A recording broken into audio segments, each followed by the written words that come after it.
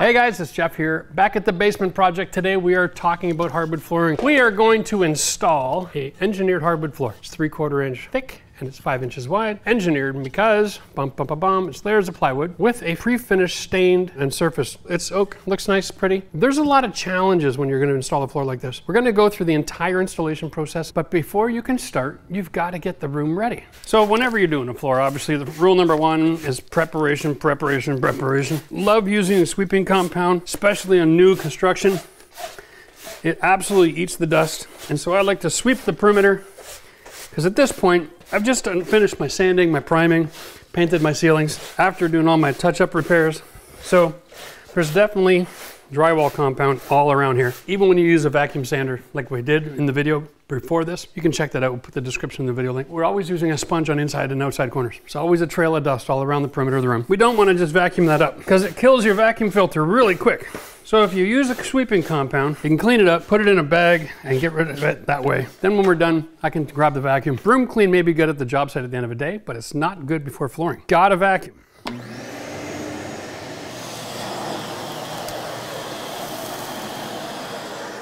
As you can see, there's a huge difference between vacuumed and not vacuumed, okay? If you just install flooring over the dusty floor that you have, every time someone takes a step, there's gonna be a certain level of deflection, which is gonna displace air. It's gonna come up around the perimeter that you leave a gap and right into the room, and you're gonna have a filthy space to live in for years. I know, it's 2,000 square feet. That's gonna take 2,000 seconds.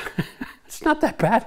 Maybe an hour to clean up, and then we're gonna be ready to start putting down our line and getting this floor installed. So what I got is I got a 35-foot long wall. That can be a real challenge. And I've got stairs coming right off the far end. When you come up the stairs and into this room, you're gonna see all 35 feet of this flooring coming in this long direction. Remember, one of the rules of laying flooring is you want your plank installed in the same direction as the longest wall. This makes sense, so 35 feet, we're gonna go this way. Since you're gonna be able to look right down that line and it's pre-finished flooring, there will be a tiny little groove here. Anybody in the world will be able to look at that line and say, yes, it's straight or no, it's not. So step number one, make sure you're making a straight line. The process for getting a straight line is really quite simple, but it involves patience. You can't just start and finish this project in the same day. So today we're gonna start our starter row. We're gonna let that sit overnight, and then we're gonna build up and finish this flooring over the next couple days. So let's take a look at what we need to do this. I like to organize myself when I'm doing flooring by taking my product, getting it on the floor next to where I'm working. The boxes are upside down, it's easy to open, it's easy to grab product. I can just reach over and grab one. They come various sizes, so I always like to make sure that I've got lots of product on the floor. I also have a clean space to work. One other tip I wanted to show you, because we're on a subfloor here and we use tap cons, taking a spray paint, making a white spot wherever the tap cons are. Because when I'm coming across and I'm nailing my floor, if I'm right here with the floor and I see that white spot, I know not to put a staple there. I don't want my staple hitting that tap con and not getting deep down buried in the wood, because then I'm gonna have to pry it out. It's gonna damage the board. That becomes garbage. It's a huge waste of time. So that's just my little cheat, okay? Because we are on a subfloor in a basement. It's tap conned in. Now, the other thing is, if you're not watching the whole series, we've been renovating this whole basement from the beginning. Let me just show you the subfloor system. Okay, we're using an insulated panel. 3/4 inch insulation. We got a thermal break on the entire floor. 5/8 OSB tongue and groove, screwed to the floor. That's thick enough and established enough that I can install hardwood right on top of it, no problem at all, okay? So this is what we're doing. I know vinyl is all the rage because it's cheap. This is a lifetime floor. And because of the construction and the nature of the position of this particular house, we're so high up on a hill and it was built on sand. It's got all of the bells and whistles for exterior waterproofing. We aren't expecting to ever have a moisture problem here, no matter how hard Mother Nature tries. We're good putting wood in the basement, and we're just gonna show you how, first of all, to get your first line. The first line's the key. Now we're gonna be using a compressor and a rented tool today. I've got a DeWalt hardwood floor nailer here. This is rental from Home Depot. I rented it for the week. It's very affordable. With any luck, I only need it for a few days and I can save a few bucks, but no big deal. Let's just start off right here. This is the wall that was pre-built when we got to this project, and it's separated and it's under a steel beam. And so there's a really good chance that it's somewhat straight because it's straight up top, right? The first thing we got to do is find out, did they use a level? Is the bottom straight or is it all wonky? Turns out that when we checked this out, we threw a few pieces of wood up against the wall and I dropped my laser line. I'm touching the front of that nosing on this pretty consistently. So let's just try to make this perfect. Right there. I want to create a line that I can install this edge right here, touching the green, right like that, all the way down the whole room. So I have to move back a little bit. This is a real picky issue. Pull back just a tad. Okay, now we're gonna go for a walk to each end and we're gonna check this out. There we go. I'm tight to the wall and I'm right on the nosing. That's fantastic. Same down there. We'll go to the other end. I've got a little extra space here. I got maybe a 1/4 inch here. Quarter. And then I'm right on that, I'm tight. So this is the piece, is the one that's gonna cause me the most issue. The wall's also gotta work, but I can work with that green line. Fantastic. All right, the secret to starting is making sure, knowing your end. I am using the same baseboard trim that they use upstairs in the whole house, and it's only 1/2 inch thick material. It's not 3/4, so I don't have a lot of mercy. Because of the nature of a basement, I don't have to worry about expansion and contraction of the wood down here. It's going to be the same temperature year round. Sometimes of the year it might be a little drier like it is now, but it's also been climatizing for about a week in the other room. So I am going to give myself just a little bit more space off the wall. I'm going to pull back my laser another 1/8 of an inch. That'll give me enough room to have a little bit of expansion space. But remember, with flooring, your expansion usually happens in the same direction as the length of the board, not the width. So it's not going to swell wider than 5. It's going to grow in length in most cases. So we don't have to be too picky. So I'm just going to grab this laser, pull it back another just a hair, and then I'll straighten that line out. Okay, there we go. There we go. Now I'm going to install to that. Yeah, you guessed it. The one thing that I hate to do is use construction adhesive on a job site when there's finished flooring around. What you need to do is manage yourself really well here. We have ram board stair risers and runners upstairs and site protection. We did a whole video about how to set up your job because you got to protect yourself. This product right here, let me just show you the label. I called up the company one day, this is years back, and I said, what do I use to remove dried PL Premium off of someone's hardwood floor? And the lady on the other end of the phone from PL Premium, Lepage, said, there is nothing on earth that will remove it. The only thing you can do is put in a new floor for them, sweetheart. She told me that if I got to it within a couple of hours, I could have used mineral spirits, but this is the only product that they sell that they can't clean off after the fact. If we're gonna use it, we gotta have a system. Best case scenario is 2 people doing this, okay? One person's using the glue, and the other person's on the clean side of the house. And then when the person using the glue is done, they go to the stairs, they take their shoes off, they leave them in the room, and they go upstairs where they brought a second pair of shoes. This is the kind of thing you want job site shoes. You just cannot take any chances. So I'm gonna need adhesive, the first 5 inches, because I can't use nails from the hardwood. Always set it on cardboard. I can't use this nailer right out of the gate. It fires a staple, which is great. And once we get running, it'll be great, but I can't use this. It's not that I can't up against the wall. I can get it up against the wall and I can pound this thing and fire, but I can't get anything on a straight line using this to start. So today it's all about creating my line. That is going to be by using the longest pieces that we can, not the shortest. We're going to set them in the glue. Bam, installed. Here we go. So we're just gonna get organized, take some adhesive, set our flooring in place so that tomorrow when we come back, all of that is dried and bonded, which is why we had to take the time to sweep and vacuum. Okay.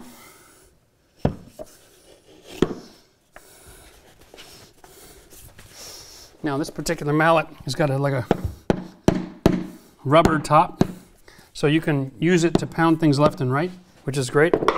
And we've got some time to work with this, right? Just gonna show you. We'll get a couple rows going here. We'll confirm that our line is good. Again, as many of the longer boards as we can to start with.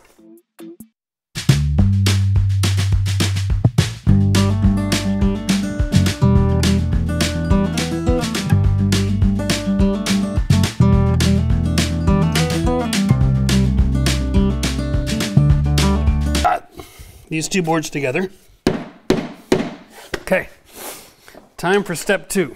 I'm going to be using 1.25 inch 16 gauge nailer. This is not an 18, this is 16. 18 gauge nails are too thin for this. Hardwood, you'll find a lot of times it'll just bounce back, it won't penetrate, it'll erase surface, it'll drive you nuts. Really what we want to do is start at the very end here. We're going to slide all this together. We want that green line right on this crack. Okay, I'm not there yet. Bam. I'm going to create a pivot point here for my green line. Now the nature of these power tools means I'm not going to get that nail within a 1/2 inch. I'm going to have it showing.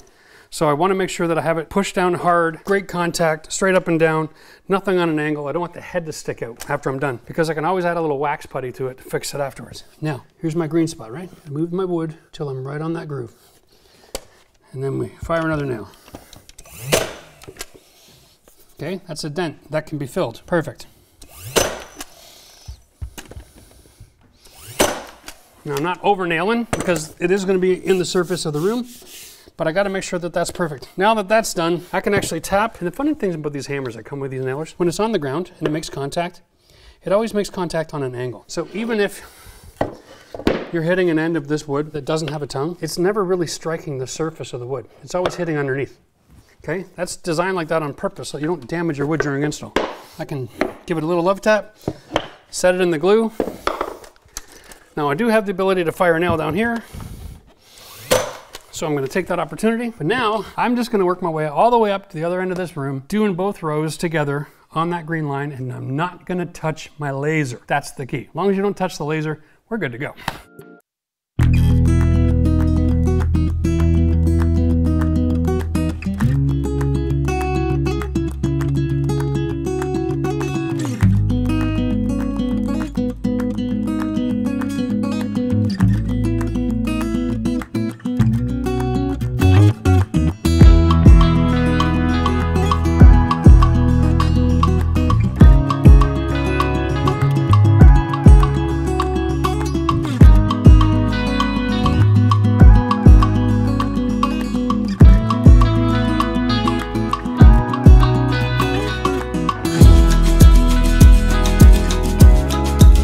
And the techniques and problem solving, right? Because this is the most difficult part of the room. If you're wondering how we cut around the post, it's as easy as marking and using a jigsaw, but this transition is probably the most difficult and most obvious issue you're gonna have with your flooring. Because we're doing the same layout as we did upstairs, they've got a piece at the threshold of the main room into their dining room, and the hardwood does this, okay? Changes direction, perpendicular on the transition from the room. And that's great. So we're gonna do the same thing. I like continuity in a house. If you do things different in different levels, people pick up on this. Now, we have cut this on a 45 in anticipation that this wall is installed on a 45 degree, and it's pretty close, but of course nothing's perfect, and it won't be in your house either. So here's how we're gonna solve that problem. Now, you'll notice we've got a couple of splits. So we're gonna use a 240 sand grit. Hey!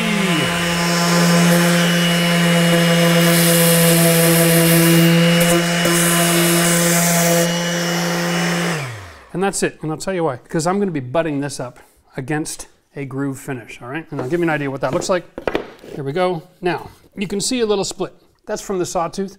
Not an issue. We do have wax and we have markers after the fact to touch up imperfections like this. But the one thing we have to try to avoid here is this. The angle is leaving gaps on every piece of wood. This is not professional. Now, if this was site finished flooring, and it's just bare wood, you can sand it down, you can take your sawdust, you can mix it with glue, you can scrape it in, and you can fill it and sand it and then stain it. That's great, but we're dealing with pre-finish. So what we have to deal with is a higher degree of difficulty when it comes to solving problems like this. We have a really unique door here because we have two walls. Okay, here we go. I would rather not have my transition sticking out past the jamb on either side. Over here, let's just check this. Yeah, that's actually a perfect size. And it gives me a little bit of wiggle room because I am adding a casing on each side as well. So when I think about it that way, I've got a ½ an inch wiggle room on each side that I can put these two rows. Now, I've got a finished jamb here. I've got to get rid of this tongue on this board because I don't want to have a gap, right? So let's do that. Here we are. Boom.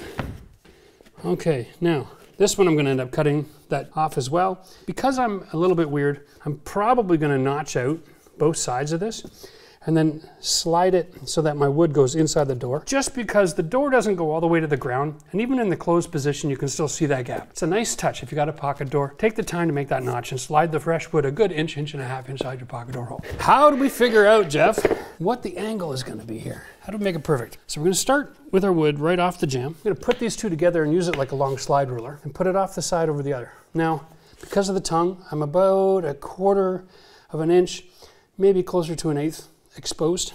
All right, so my angle isn't really true. In truth, that would better represent the angle because that represents the thickness of the tongue. We're gonna come over here, put our piece in, and then we're gonna love tap it over and see if we're gonna have it open up on us.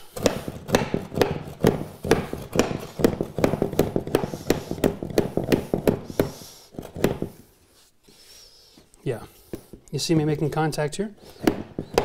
There it is, there's my contact, and there's a gap. Now, we don't want that. So, what I'm gonna do is I'm gonna keep on tapping this until the gap closes, and I'm gonna push this board into the door frame area.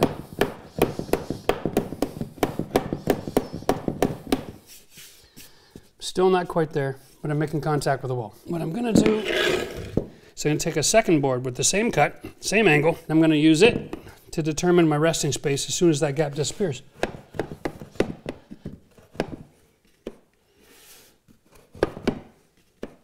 Wow.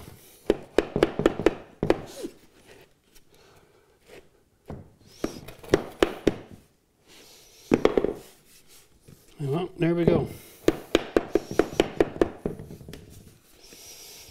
Okay, now my gap is gone. And that looks like that's where I'm gonna have to start. That's fascinating, eh? You'll notice when there's no glue, no nails yet. We really wanna take this, be patient. I'm gonna use my ruler just to extend my straight line so when I mark this piece of wood, I'm marking what I'm gonna cut, okay? And there's my spot right there. And I wanna cut the same distance that that is. Okay. Bam.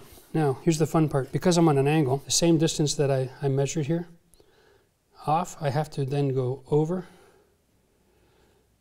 and actually cut there. It's a law of triangles. Because it's sliding that way, it's going to go the same amount that way as it is going up. So we're going to mark there, and we're going to notch that. And you're going to be like, Jeff, this is an awful lot of work just to get started on making this transition. The rest of this goes really quick, trust me. It's all about getting this right line established. And then we're going to go through the procedure, and I'll show you how to use all the tools. Now let's see if I know what the hell I'm talking about.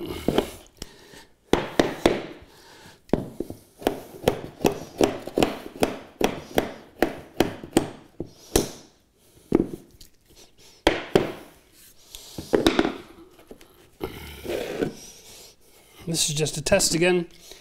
Make sure that my cut is right.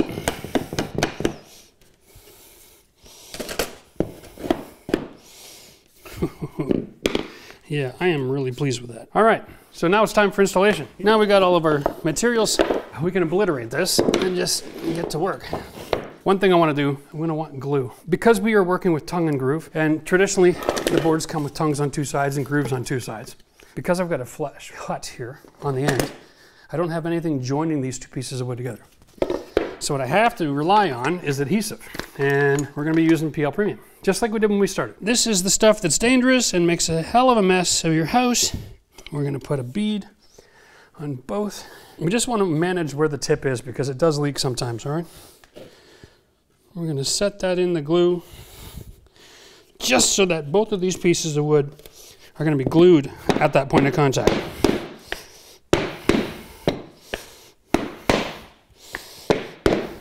Okay, I'm going to put another little strip of glue here. And before I put that board in, we're going to introduce you to the nailer. Nails go in from the top. You get little tracks like this. They come in 1.5 and 2 inch. Pretty standard just about anywhere. Put your hose pressure 120 to 150. 120 is better for engineered wood. 150 is better if it's solid wood. And then you just use this rubber mallet to hit the plunger. Bam. All right, nice and easy. Now the thing about this mallet is the end is not cut on a 90. It's intentionally on like a 75-degree angle so that when it's on the ground and you run into the wood, you are intentionally hitting the underneath. I'll show you here on the shorter piece. Okay, whenever you're hitting the wood on these short angles, the metal is never actually coming in contact with the top surface. It's really hard to see on camera, but if I was to hit it like this, I would damage my finish. But as long as I keep it flush, I can hit all day long because I'm hitting the bottom piece of the wood. That's what that's designed to do. You want to put a nail in here, 6 to 8 inches, okay? And like we talked about earlier, the wider the plank, the more adhesive you got to use in your installation. So make sure you check the manufacturer's specs before you go and stick your floor down. Was this a piece I was putting in? Yeah. All right, let me just. All right. If your tongue and groove isn't going together nicely, in most cases it's because you have a bump or a warp in the floor, okay, and your tongue and groove isn't lining up. Just step on it. You can manipulate the wood. There we go, nice and easy, okay.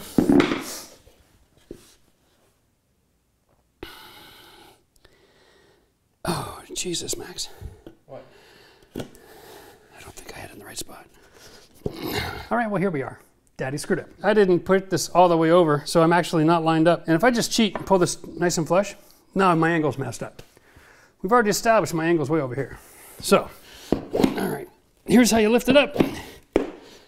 There really is no two ways around it.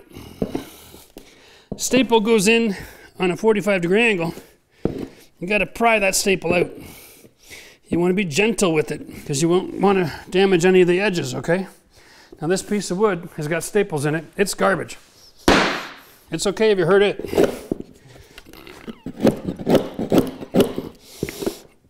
Here we go. Nice and easy. You can see why this is going to keep it from squeaking, right? I mean, that's awesome. Unfortunately, so is the one damage that I put my beautiful cut into with the jigsaw.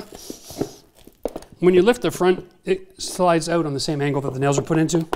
So you can generally remove these boards without damaging anything else. But it's also got adhesive on it now, so we got to be careful not to get that on the floor. Okay, now, got to do this again. Okay, here we go again. All right. That is more my style. Okay. The slower you go, the cleaner the cut. Don't be afraid to be patient. And don't try to line it up so you're cutting right off the corner. This is not the time to worry about trying to save a little bit of wood. Put the wood right to the other side of the hole because you know the blade is going to be on the left side of your corner.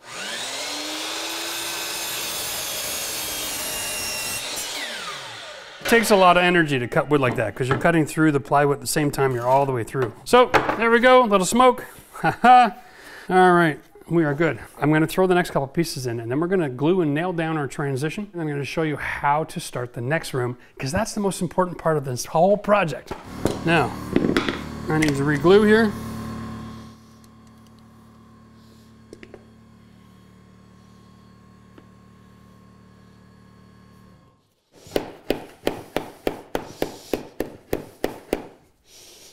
Okay.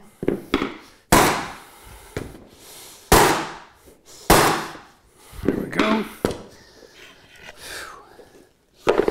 Loving that.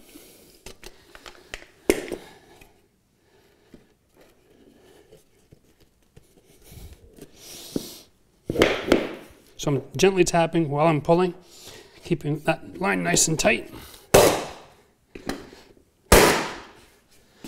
And we'll get one more in here just to make sure we got a nice straight line.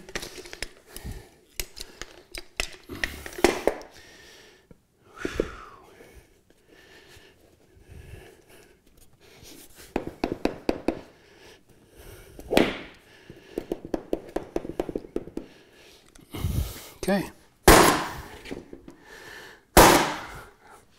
All right, so then this is just adhesive, right? It's still flexible. I'm going to open this up a little bit here. I want to make sure I bond this piece of wood to this piece of wood. So I want to actually throw the adhesive right on this line.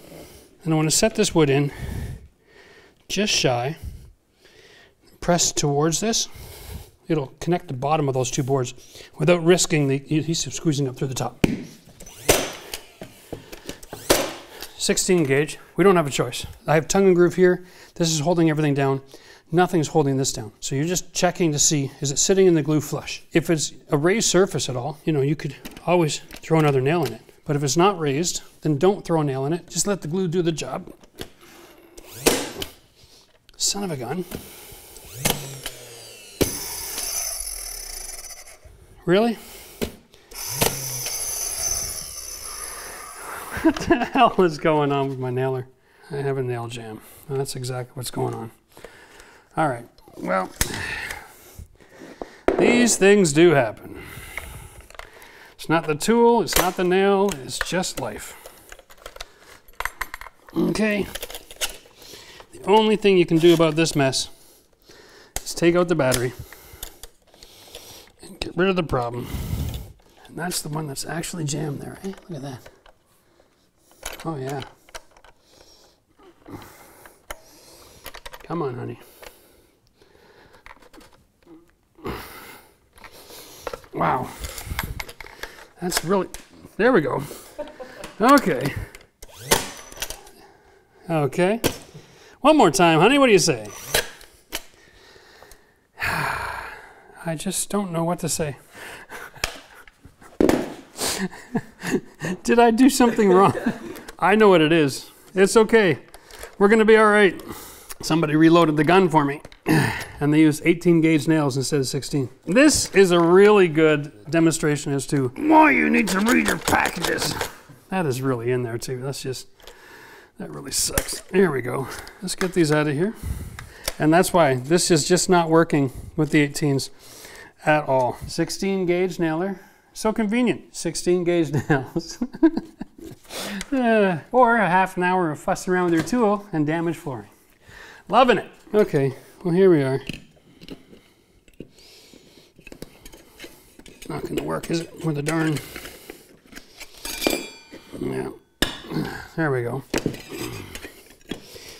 Okay, I think what we're gonna realize here is that I would love to be able to save this great big piece of wood. I'm gonna be chewing at the pieces, trying to save this thing. So,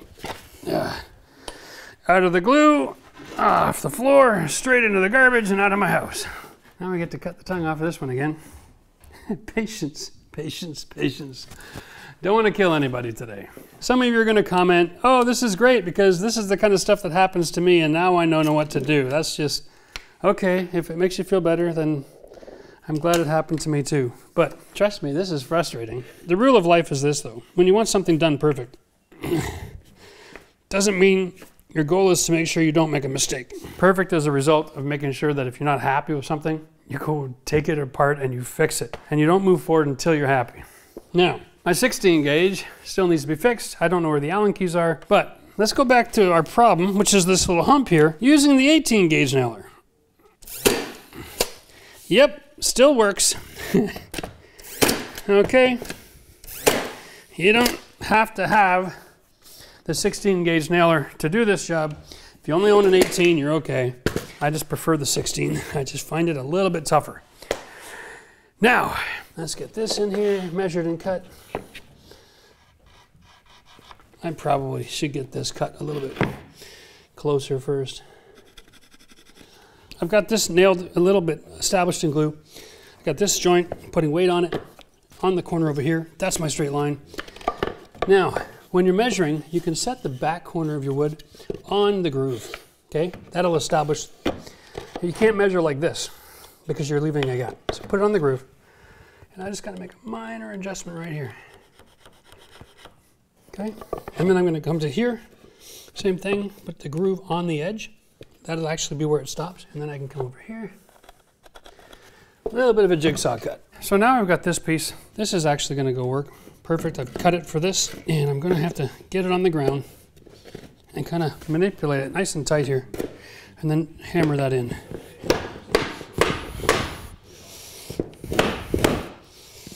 Now you can see what I'm talking about. That's a much better look, eh? Now, because all this is tight, I can use staples on the face of this one to put this together. I just realized I didn't staple this one yet. Oh! Look what happened. One more time we get to learn something. Of course, it's right where I'm going. Here's my next trick. This is one of the most precarious situations you're gonna run into. You hit the plunger too weak, okay? Or somebody unplugged your air compressor. And now your staple is raised up, which means it's gonna force a gap. I can't close it, all right? So I'm gonna locate where that's gonna happen. This is the last inch of this board. This is softwood plywood. So just take your knife and thin the top side of the groove. One little location like this is not going to make a difference to the installation of the floor. All right, now we're good to go.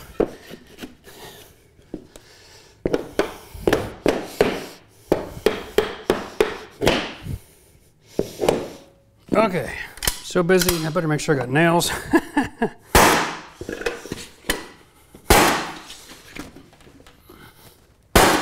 All right, I had to get that piece in because I told you I was going to show you the transition into the room. Here it is.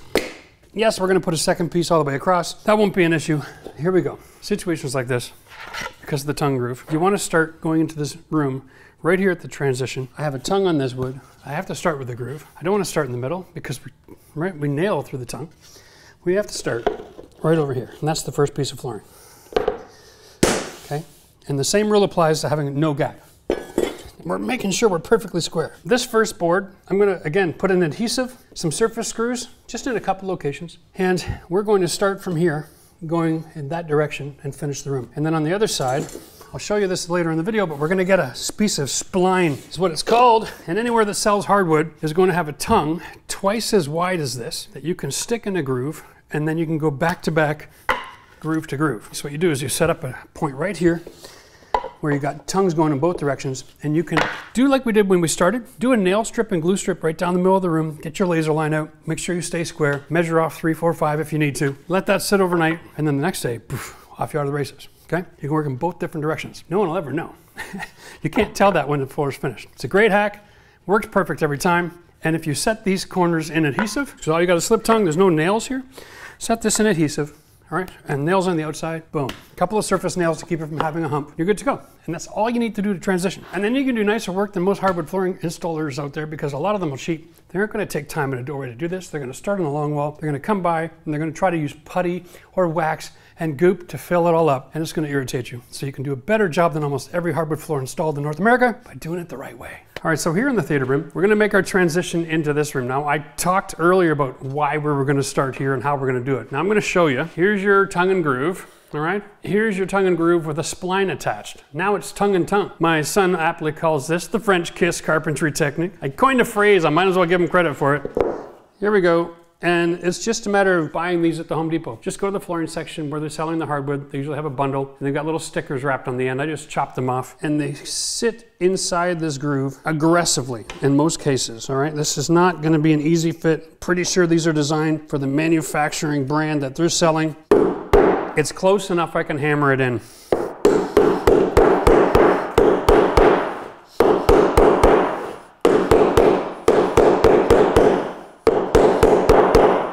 Now, before you get too excited and install it, I'm gonna suggest you get another piece and do a quick test to make sure that the gap will close. Otherwise, you might find yourself in need of a sander and a 50 grit just to clean down the line a little bit, all right? Well, it's not gonna work that way, is it? Here we go.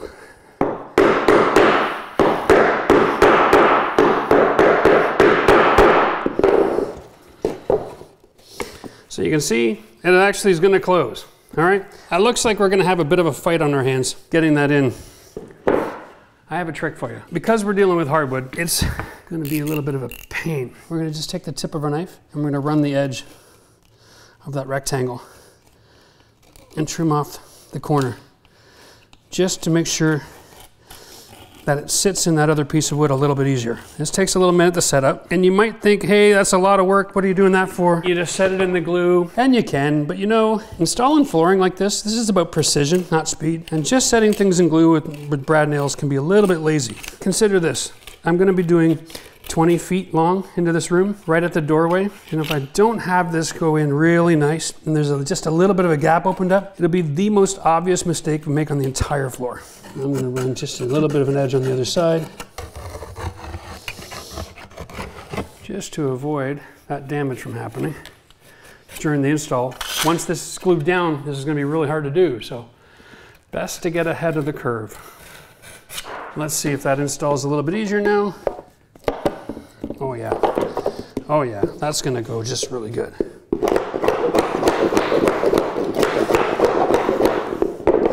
Beautiful. I think if I do this before I put all of these boards in, it's gonna take me about 15 or 20 minutes. That 15 or 20 minutes is gonna be the difference between a perfect looking job or something that people are gonna say, oh, you did this, instead of, whoa, you did this? Right? All right, so now we got all of our wood set up. Here's the basics of the plan. I forgot my triangle. Okay, I'm gonna just do a little bit of geometry for us, okay? And we're gonna pretend that this is the room.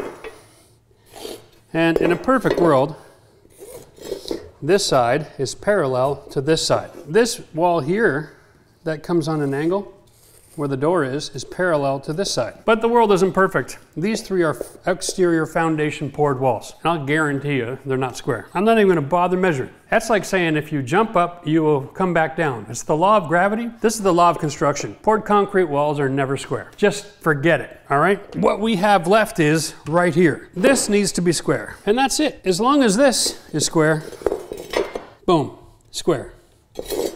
I'm happy. I don't care how it finishes. I'm just gonna start with what's visually appealing. And for me, that is right here, off the edge, okay? Looking for square.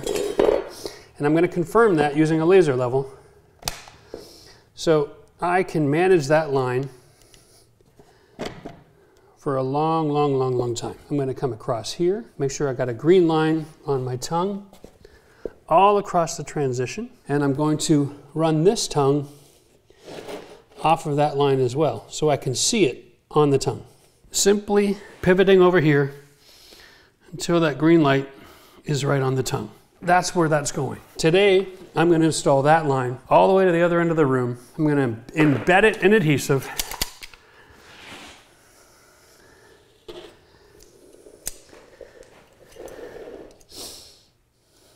Okay, I'm going to use our thumbs here.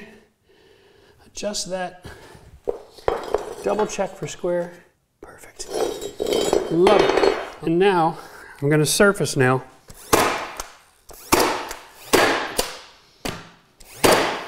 One more thing, part of this plan, instead of making you watch me do the entire room, this is a product that's available off the shelf at the Home Depot. Now, if you go to some stores where the flooring trades or the cabinet trades people go, we have a store up here in Ottawa. A couple of different options for us. And I think that's going to work well. This is all we do. We just want to get that hot and melty. Okay? And then rub that into the hole. Take a rag, wipe off the excess. That entire drip here is excess. Now, here's the magic. Buff it out. Good luck ever finding that again. This thing is like 10 bucks. $10 takes you from a rookie to a pro just by filling in your holes and buffing them out. This is the best way to get a professional looking result. And now you've got all the tools you need to be a hardwood pro. I'm gonna finish installing the rest of this, let it sit overnight again, and then I'm gonna be able to build in both directions. The last thing you need to know is how to finish up against the wall. So I saved a piece of that in the other room. I'm gonna show you that right now. All right, so this is the last row that you can do on your floor. It is 3 rows out. You still need to swing a hammer, and you want to try not to damage your walls. It's just going to increase the scope of work. So if you get down on your knees and you hold this nice and flush, instead of swinging at it, turn your arm and come straight down on the corner like that. So you're going to want to be holding it nice and firm in place and hit it a little bit harder than you were before to direct enough energy to fire the staple in, like this. That way, you're not destroying your walls. I can't even tell you how many times I've seen in a home where the hardwood guys come in and there's a whole roll of hammer marks and holes in the wall that need to be repaired after the fact. That's just lazy and it's unacceptable. So the million-dollar question is, how do we finish from here, right? Truth is, we could just cover this all in adhesive and set the wood and forget it, but we do want to get a few nails in here, okay? So if you've ever seen HGTV in the South, you'll see that people that have got slab-on-grade concrete, right? What do? They actually trowel adhesive over the entire surface of the floor and set the wood in it. So that's how we know it's perfectly acceptable to do this. Okay. The S pattern is so that I can find clean spots to hit this wood and tap it in place. To make things go a little bit faster, you don't need to put in a nail in every board. You just want to set it in the glue and get it tapped in. Here we are.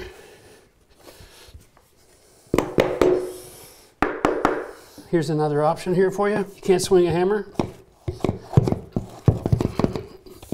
Just give it a bunch of love taps. All right. Here's how we traditionally install the wood, right? Tongue, tongue. And when you want to measure and mark, don't bother with the tape measure. Spin it around, push it against the wall, and then mark exactly where this lead edge is, okay? Looking straight down on it. Then when I cut this, I turn it around and I install the tongue, and that gives me a 1/4 inch gap on the other side. It's perfect, it's fast. And if you're building 3 or 4 rows at a time, you can do 3 or 4 cuts and mark them all at the same time. Less trips to the saw means more time on the nailer. That speeds the job up. Oh, we're looking good here now.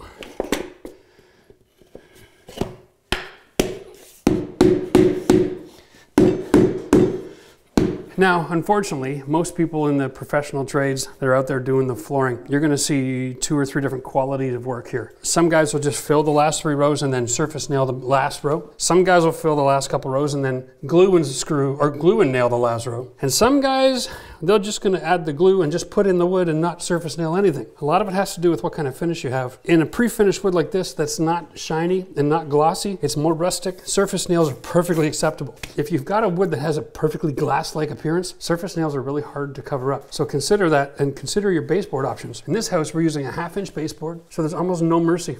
Surface nails are almost necessary. If we were gonna go with a glossy-like finished floor, I would request a 3/4-inch baseboard, just so I had room for surface nails that could be covered. Alrighty, we get this bad boy measured and cut, and then we'll show the last row.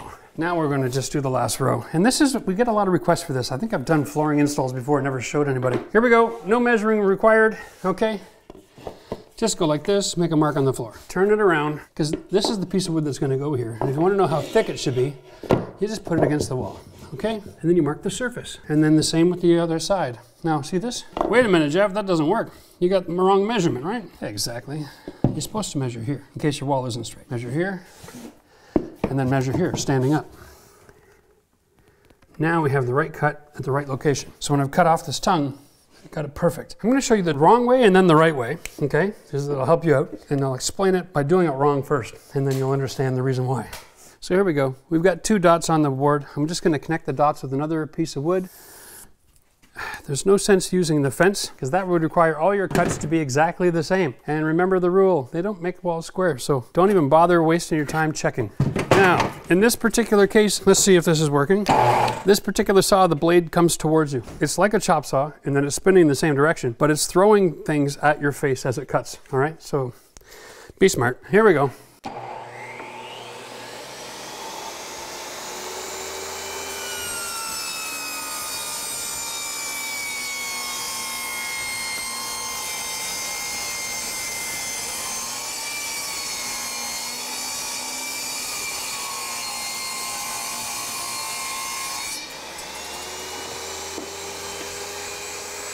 That is time for a new saw blade. Now the right way. Take your lever out, and we're going to take this saw and turn it to 30 degrees and then tighten her up. Now we're going to lock that in place. Now we've got to cut the other side now. Remember, this is the finish, this is the wall, and I need an angle. I want my angle like this across the board.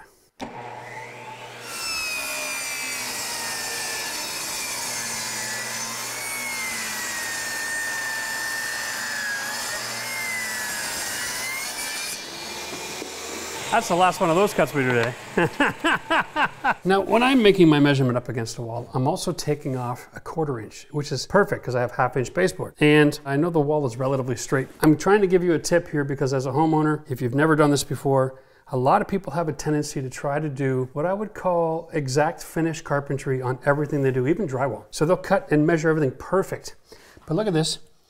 When I lay this here and I try to roll it over, 3/4 inch lumber, if you cut it too perfect, it doesn't have enough room to roll over. When you cut an angle on it, you can roll it and fit it down no problem. So putting that 30-degree angle is perfect for you. It gives you time and space. Now, if you want to cut your material and you want to scribe it and you want to make sure you have a perfect 1/4 inch and you don't put the angle on, that's fine too. With a good blade, you'd notice that they cut both quite easily, and it's worth the effort to put a bit of an angle on it to make your life easy. Now, here we are, going with adhesive again.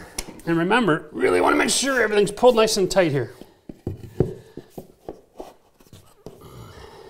This is a great place for a red bar now. Okay. There we are. Red bar going, and then you close this way. It shouldn't take any more force than what the drywall can resist with you, okay?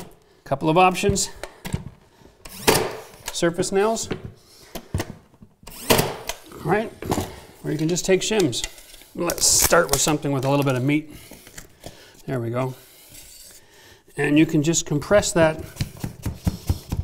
and make sure that that's causing compression through all 3 rows. That's why I like that better than a nailer, because I like to have that compression on all 3 rows, not just a nail holding the last one. Here we are. Let's get that in there. Now, here we are. Make sure you get the glue in one more time. For best results, compression is the key. Then add a nail. And then you just go get your little wax and your lighter, do some touch-ups before you walk away because you're gonna forget to do it. Guarantee you. Oh, here we go. This is getting a little tighter over here. Here. That's perfect. Force it in. If I have to force it in, that means it's tight.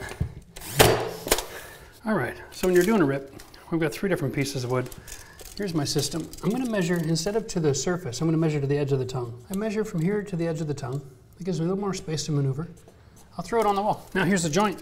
I need this measurement too. That was very consistent. Okay, and here's a joint. And yep, very consistent still. It's a little bit tighter. And then down in the corner, it's gonna be tighter, of course, 3 3/4. All right, so now I'm gonna be measuring. This board is gonna be a 4-inch from here. So I can set my guard. This one is gonna be 4, going a little bit skinnier, 3 7/8. And then I'll use a straight edge to connect the dots, and this one I'm gonna cut. Okay. All right, now I'm gonna put these 2 together and line up this corner. And now I'm gonna measure, mark reversed. I'm gonna cut this. And now I can do my last measurement, 3 7/8 to 3 3/4. Get a piece of wood here, do a straight edge. Here we go. Now, I'll run all these through the table saw and then stick them all in. First rule is I have to cut an angle so that I have a little extra room when I'm dropping them in, so I'm not being frustrated with the depth of the wall. Now, in order to do a rip that's all the same depth, I'm gonna start this, I'm gonna get my blade in, and then I'm gonna bring the fence over to the wood. There we go. You can't use this measuring guide as soon as you put a blade on an angle, because it's changed its position. So you just get your cut going, slide it in on there. Okay, bring over the fence so that everything is working together nice and smooth. Then we'll just run it through.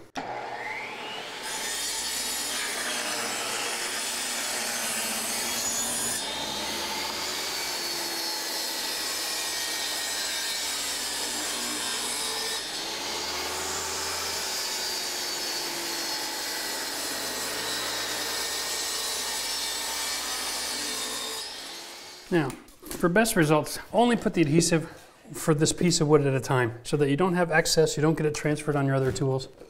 Here we go. Now, this is a brand new tube. It's gonna keep running for a little while, okay? Find us somewhere to set it. Remember, always have your solvent on hand just in case. I know I've talked about this before, but I'm not joking when I say that that can't be cleaned after the fact. Right here where the screw is, that's the best place to put a shim. Okay?